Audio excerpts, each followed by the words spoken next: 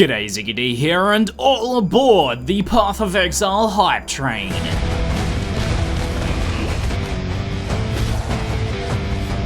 The next expansion has been announced and it is called Ascendancy. There's a lot going on in this expansion, guys, so in this video I'll be giving you a quick overview and summary of what we're getting. I'll have a lot more detailed analysis and content in the lead up to its launch in early 2016, so keep an eye out for that. So the first thing to know is that this isn't another campaign expansion like Awakening in Act 4 was. Rather, this is more like a Sacrifice of the Vaal expansion in that it'll expand the game out in a different direction entirely. A big part of that direction is going to be the Trials of Ascendancy.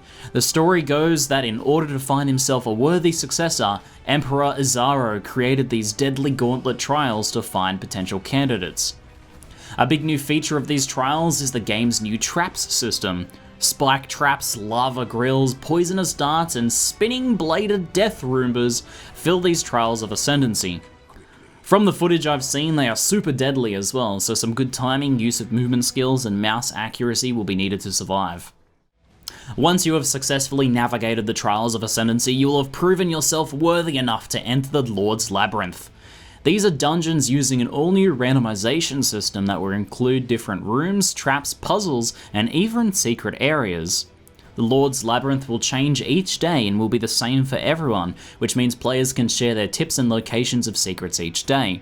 What's exciting here is that it sounds like there's going to be some sort of leaderboard system where players can compete to see who completes each of these the fastest, adding a whole other facet to the competitive side of PoE. And at the end of all of this, you will of course be able to face off against Emperor Izaro himself. And not just once as well, you'll actually face him multiple times in the labyrinth, and the fights will change depending on your previous encounters with him. Each of these fights will be different. Sometimes you'll have runic circles protecting him, other times he may summon his generals to the fight. And if, for example, you fail to kill his generals in the first fight, then you may encounter them again in one of the later fights, making it more difficult. This should make for a much more dynamic boss fighting experience as compared to something like Adziri, where the fight is the same each time. Another thing that is really cool about this system is that it isn't just endgame content. You'll actually get to experience the trials in the labyrinth in each of the 3 difficulties, so it adds to normal just as much as it does to merciless. So what's the rewards for all of this then? As awesome as it all sounds, people aren't going to do it all that much unless there's some big payoff, of course. Well, the Ascendancy expansion seems to have that more than covered. Guys, we get Ascendancy classes. Essentially, these are subclasses of our existing classes. Each of the main classes has a choice of 3 Ascendancy classes they can choose from, and the Scion has 1. This means that there will be a total of 19 classes in the game now. These Ascendancy classes are small extra skill trees added to the existing ones that have some extremely powerful options changing the way your build functions. Each time you complete the labyrinth for the first time in each difficulty, you'll get 2 Ascendancy points, in addition to selecting your class in normal difficulty. This means that you get to spend a total of 6 points on these powerful passives. And I'm being serious here, guys, some of these are absolutely nuts. Bonkers! One of the Duelist gives him a permanent Fortify effect with a slew of bonuses to the Fortify effect itself. One of the Shadows stacks bleeds, poisons, and gives a new effect called Maim on enemies. One of the Rangers gives a 100% pierce chance for nearby enemies, in addition to boosting crit by the pierce chance. And another one of the Duelist's Ascendancy bonuses adds a melee splash effect to all single target skills automatically. I'll go into more depth on all of these options in later videos, but they're very powerful and have huge build changing potential.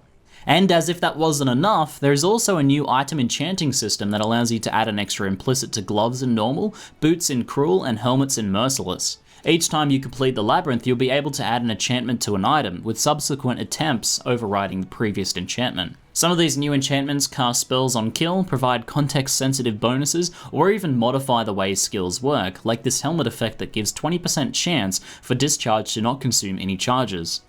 Of course, on top of all of this, we'll also be getting new skills and unique items to expand out the game. I particularly like this new bow that gives an ability to summon an extra Siege Ballista totem per 200 dexterity on your character. So, pretty nuts stuff, guys. This edition of challenging new randomized dungeons that change daily seems to be exactly like what we were asking for on State of Exile podcast a while back. Seems like a far more interesting version of Devillion's Tower mode, which I really liked.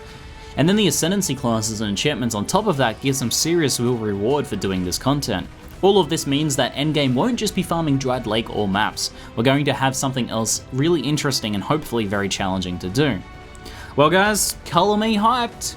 Definitely keep an eye out for my future videos on the expansion. Let me know what you think in the comments below. That's it for now, I'm ZiggyD, and thanks for watching.